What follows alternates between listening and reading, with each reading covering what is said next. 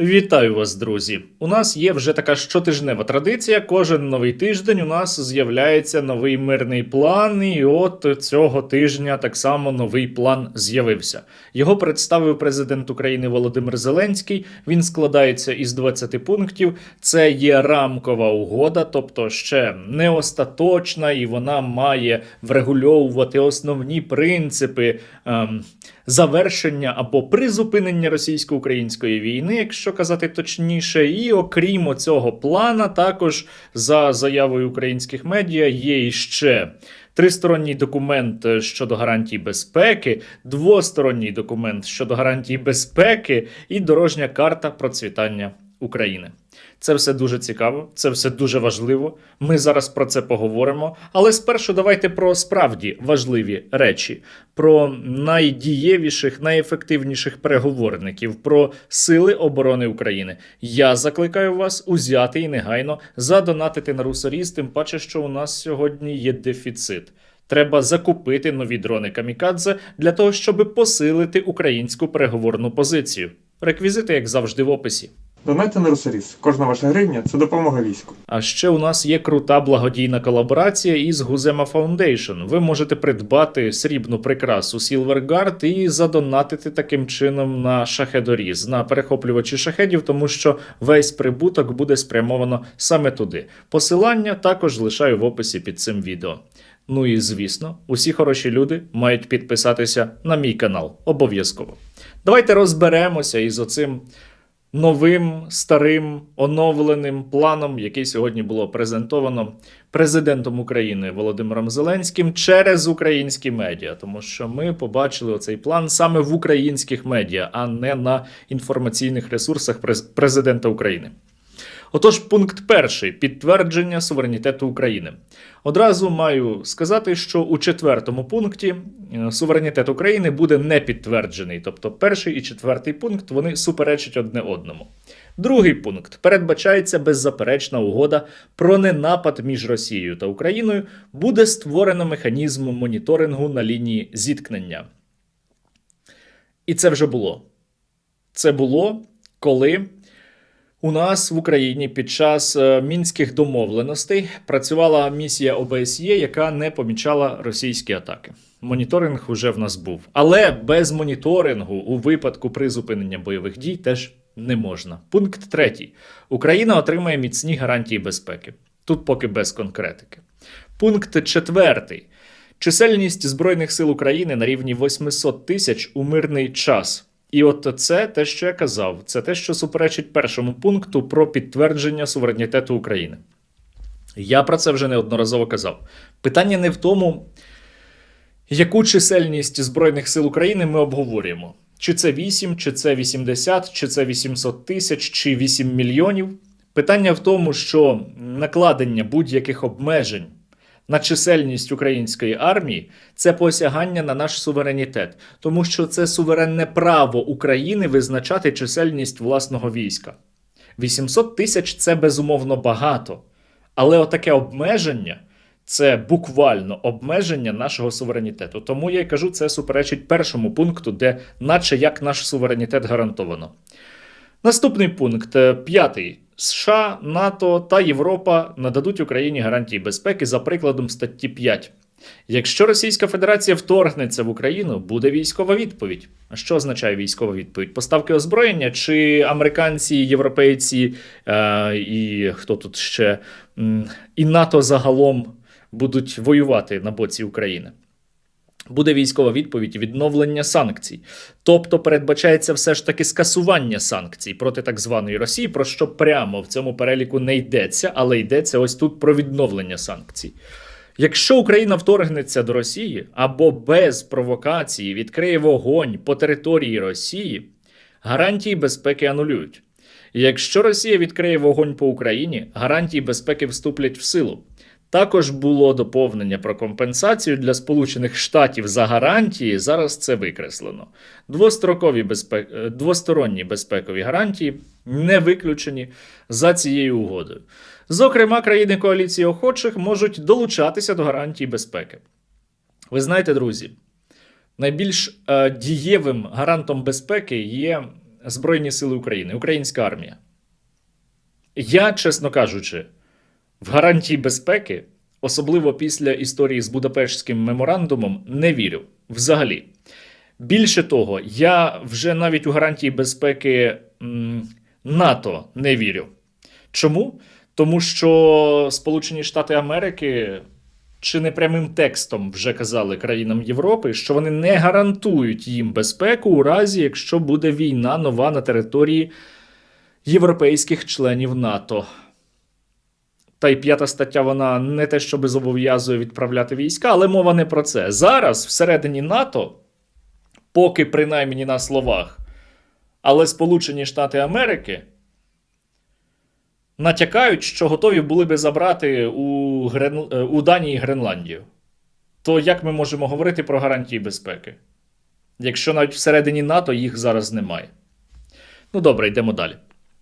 Росія закріпить політику ненападу щодо Європи та України у всіх необхідних законах. Ну це дуже потужно, прямо без коментарів. Росія прийме закон, що вона ні на кого не нападе. Віримо. Україна стане членом ЄС у певний конкретно визначений час та отримає короткостроковий привілейований доступ до ринку Європи. Членство в ЄС для України – частина гарантій безпеки. Ми хочемо закріпити дату вступу. Ну, Європейський Союз – це передусім економічний союз, тому тут гарантії безпеки складно приклеїти, але нехай. Передбачає міцний пакет глобального розвитку для України, який буде визначено в окремій угоді про інвестиції. Включатиме, зокрема, фонд розвитку для інвестування, розвиток газової інфраструктури, реконструкцію території, видобуток корисних копалин, природних ресурсів. Ну, це, вочевидь, йдеться про нашу угоду про доступ до українських природних ресурсів зі Сполученими Штатами Америки, яка була підписана вже досить давно, ну там кілька місяців тому. Наступний пункт 9. Буде створено кілька фондів для вирішення питань відновлення. Мета – залучення 800 мільярдів доларів. Класно звучить. 800 мільярдів доларів – це величезна сума. Питання тільки в тому, де ми її візьмемо, хто нам її надасть. Тому що ми зараз, ось буквально менше тижня тому, ледве випросили 90 мільярдів на наступні 2 роки для фінансування нашого бюджету, а тут йдеться про суму майже в 10 разів більшу. Ну окей, це буде не на 1 рік, і не на 2, і не на 5, але тим не менш. Але є ще відкрите питання, а що з російськими активами? Тут про це не йдеться. 10 пункт. Після укладення цієї угоди Україна пришвидшить процес укладання угоди про вільну торгівлю зі США. Позиція Америки. Вони говорять про угоду про вільну торгівлю з Україною і про угоду про вільну торгівлю з Росією. Давайте я перекладу. З огляду на те, що тут між рядків читалося також і про зняття санкцій щодо так званої Росії, угода про торгівлю між Росією та Сполученими Штатами Америки має відновити російську економіку, покращити в цілому показники російської економіки і вивести її на, напевно, довоєнний рівень, до повномасштабного вторгнення точніше, ось із тим, щоб Російська Федерація могла якнайшвидше відновитися для нової війни.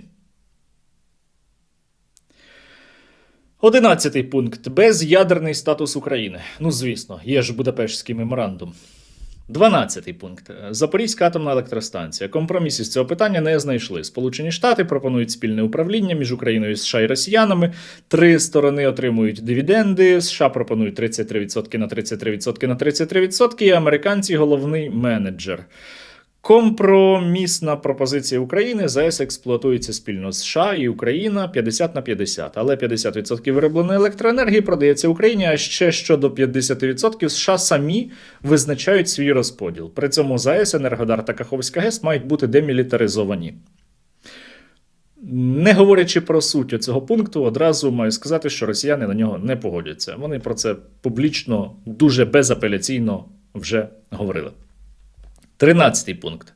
Україна та Російська Федерація зобов'язуються впроваджувати освітні програми в школах в усьому суспільстві, що сприяють розумінню та толерантності до різних культур, усувають расизм і упередження, Україна запровадить правила ЄС щодо релігійної толерантності та захисту мов меншин. Це відсилка до вимог росіян щодо впровадження російської мови другою державною в Україні. Звісно, ми на це не зможемо піти і ніколи не підемо, але тут обрали таке оптічне формулювання, що, мовляв, ми просто приведемо там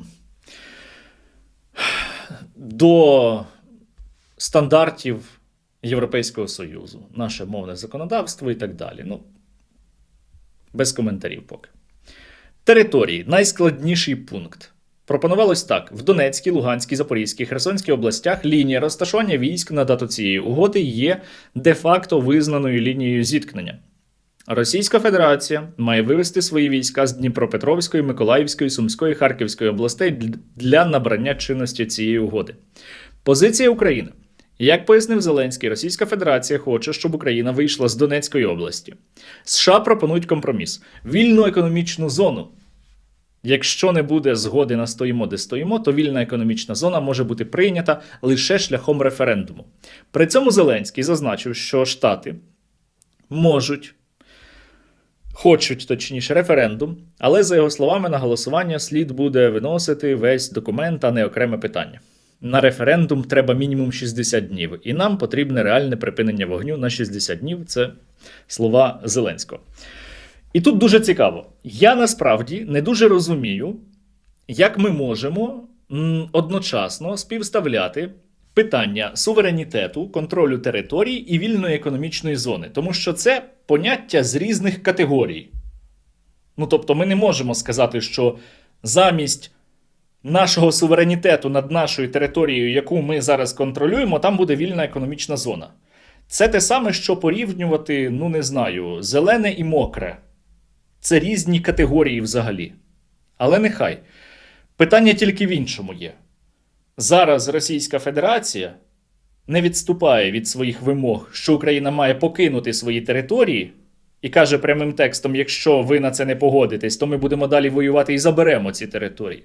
Але при цьому нещодавно Владимир Путін, буквально днями, сказав, що Російська Федерація вимагає не просто виведення українських військ із території Донецької області, а повного виконання ультиматуму, який росіяни нам поставили влітку 2024 року, який передбачає виведення українських військ із Донецької, Луганської, Запорізької та Херсонської областей.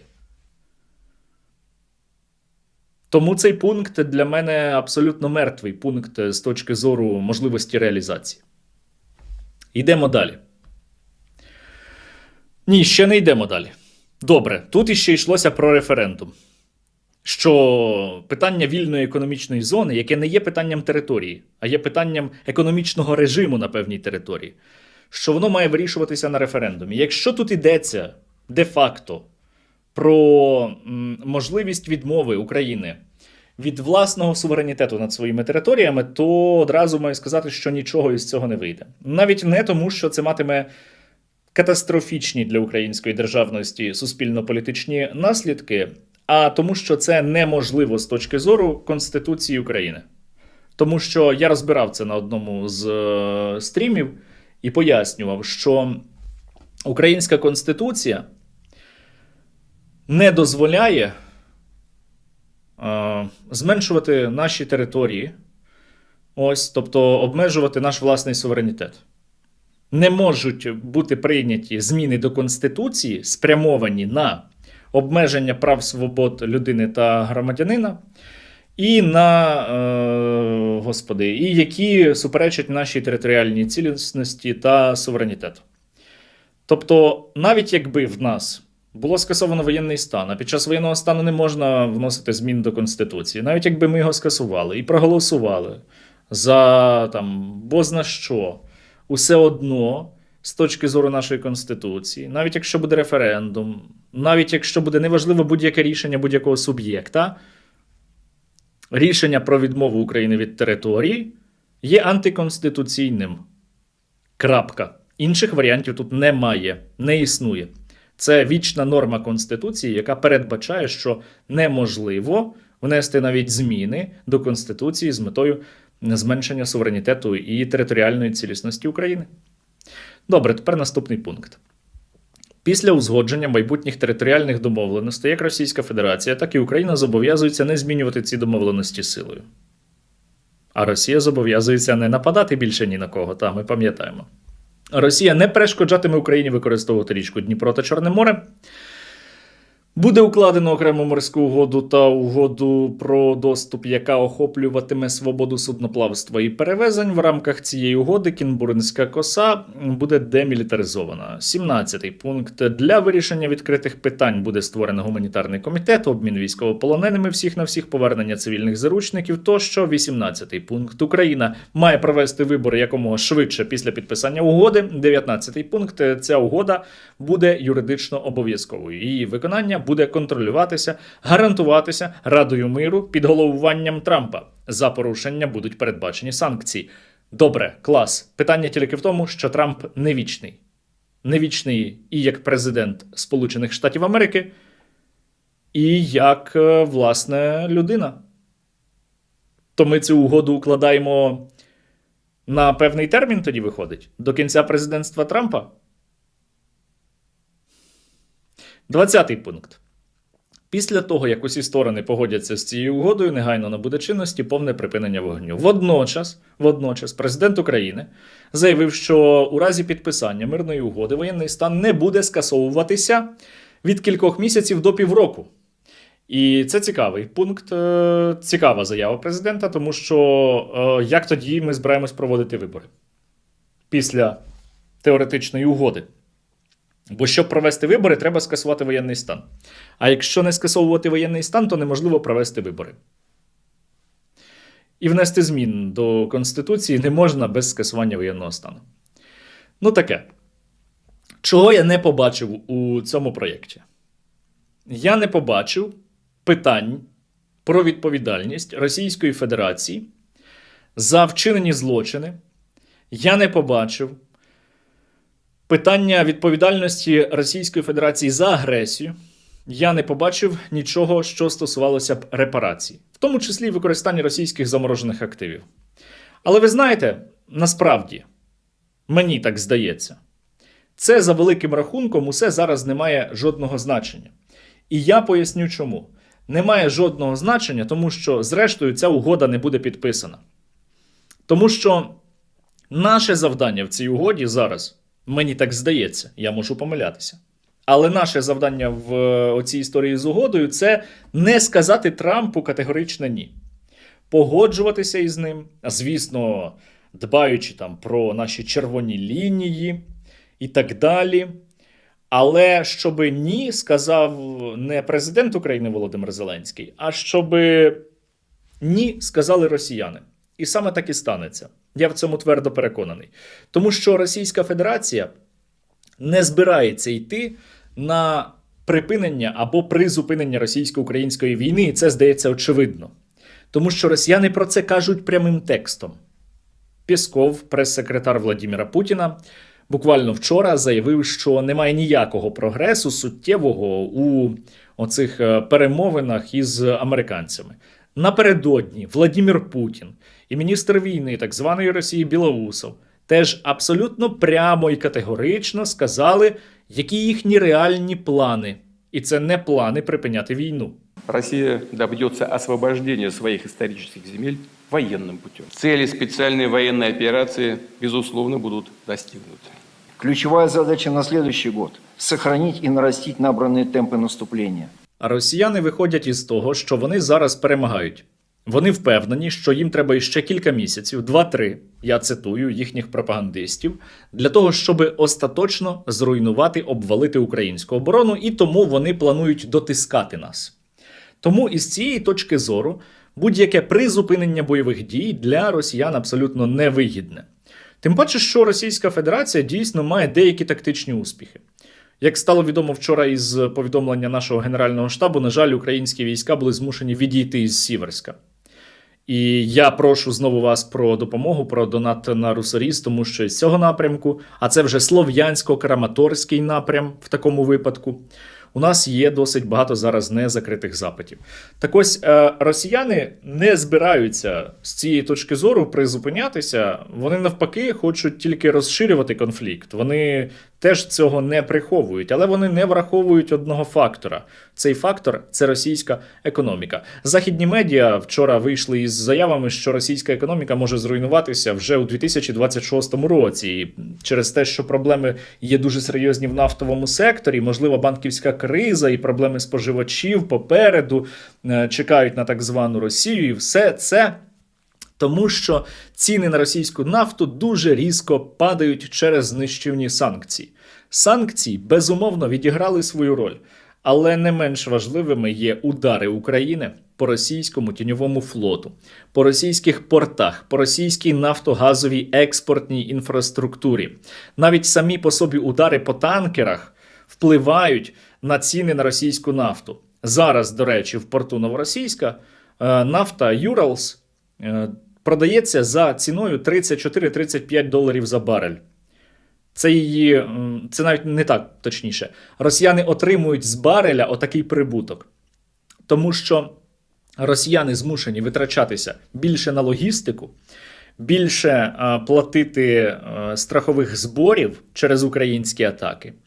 І, відповідно, дисконт на російську нафту призводить до того, що вона продається за ціною вдвічі нижчою, аніж та, яка була закладена до державного бюджету на 2025 рік у Російській Федерації. І я думаю, друзі, що найближчі тижні, з огляду на те, що росіяни не погодяться на оцей от навіть новий план, погоджений з американцями, я думаю, що найближчими тижнями проти Російської Федерації Сполучені Штати Америки запровадять іще якісь санкції проти її нафтогазового сектору. І навіть не тому, що американцям буде образливо від того, що росіяни не погодилися на цю угоду, а більше тому, що Трамп хоче усувати своїх конкурентів на ринках збуту нафти та газу. Трампу теж дуже вигідно, щоб російська нафта продавалася якомога дешевше. Трампу дуже вигідно, щоб російські танкери тонули, тому що тоді Трамп зможе продавати більше американської нафти. Ще одне питання. Чи в теорії взагалі можливе призупинення заморозка російсько-української війни? Ну, чисто в теорії, можливо, протягом 2026 року це може відбутися, але є тільки один дуже важливий нюанс. Вот сейчас мы можем остановиться, а затем война продолжится, а на Украине все равно нам не удастся сразу установить антинацистский и демилитаризованный режим, и тогда через полгода, год-два нам нужно будет забирать то, что нам принадлежит, это Южную и Восточную Украину. Російська Федерація може погодитися на призупинення російсько-української війни тільки в одному випадку. Коли вона буде розуміти, що продовження російсько-української війни тут і зараз загрожує самому існуванню Російської Федерації. Тільки тоді, коли російська економіка буде практично вже в стані колапсу, і Владимир Путін буде розуміти, що йому треба зупинитися для того, щоб відновити сили, щоб потім далі продовжувати війну. Але в такому випадку стратегія України має полягати в тому, що коли росіяни дійсно захочуть заморозки російсько-української війни, а це означатиме, що в них дуже-дуже великі проблеми, Україна має добити Російську Федерацію. Тому що будь-які інші варіанти, які не призведуть до, як би це правильно сказати, дезінтеграції Російської Федерації або її трансформації, вони означатимуть, що війна відновиться, що росіяни повернуться, тому що необхідно знищити саму імперську сутність Російської Федерації. А для цього Карфаген має бути зруйнований. А щоб ми могли дожити до цього моменту і скористатися цим історичним шансом, ми маємо дуже серйозно змінитися. Я про це вже говорив багато разів. Зараз не буду зупинятися. Україні потрібна армійська реформа і низка економічних реформ для того, щоб ми могли тримати оборону. І паралельно мати час на знищення російської нафтогазової інфраструктури. Важливо зараз, аби наш фронт тримався. І для того, щоб у наших військових було більше можливостей для знищення ворога, наші воїни завдяки вам отримали іще 230 нових FPV. Батальйон безпілотних систем 156-ї механізованої бригади дякує спільноті Стерненка за надані 20 FPV-дронів «Русаріс». Разом до перемоги! Слава Україні! Героям слава! Дякуємо спільноті Сергія Стерненка за надану волонтерську допомогу від підрозділу «Попри все» 3-го полку Сил спеціальних операцій. Слава Україні! Героям слава! Ми екіпаж Перун, роти УПАК «Чорний стриж» 103-ї бригади імені Андрея Шептицького.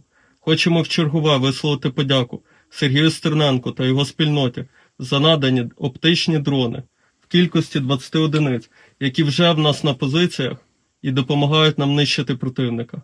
Слава Україні! Героям слава! Бажаю здоров'я! Ми підрозділ перехоплювачів ББС 117-ї окремої важкої механізованої бригади. Хочемо подякувати спільноті Стерненка та пану Сергію за вкотре надану допомогу з 20 БПЛА «Спис». Вони будуть знищувати ворожі крила в нашому небі.